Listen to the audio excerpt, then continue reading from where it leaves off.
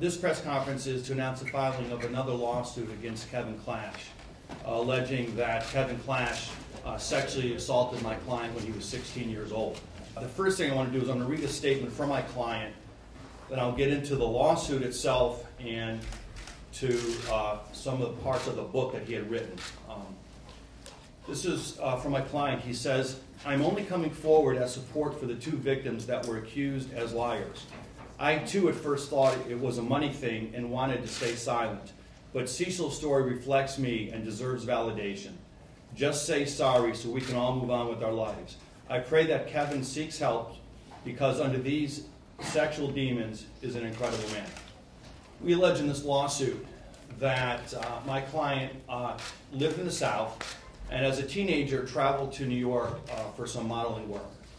He was 16 years old at the time, and he was a gay teenager from the South, did not have a lot of gay friends. Went on to a gay chat line specifically to find friendship, companionship, and other people that were like him. In his bio that he went on this chat line with, he said not looking for hookups, not interested in a sexual relationship. And he was not an experienced teen sexually. He heard from a man who claimed his name was Craig on the chat line and said he was 30 years old. They began to communicate, talk for a couple days on the phone, and then this Craig invited my client John up to his apartment.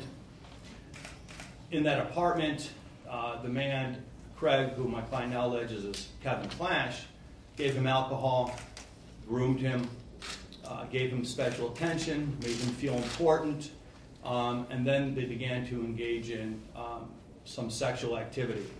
Something interesting about this case is that my client in 2009 began to write a book about his experiences. And he has a chapter entitled "Tickled My Heart." He says, "When we first met, I was 16 and there was no intercourse. However, lots of heavy kissing, and he showed me what it felt like to get on your knees and obey your man. Blank, and I fell apart. I did not fall for this new guy. Granted, he was now 43. He was a very successful businessman, so he claimed, but later I learned that he was actually in the world of entertainment. Mr. Tickler is what I will call him, and the game we played was father and son.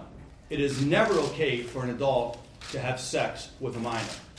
Doesn't matter if they're gay or straight, male, female, white, black, whatever. It is never okay." These boys, I've heard this before as teenagers, describe what happened to them as a courtship or as dating.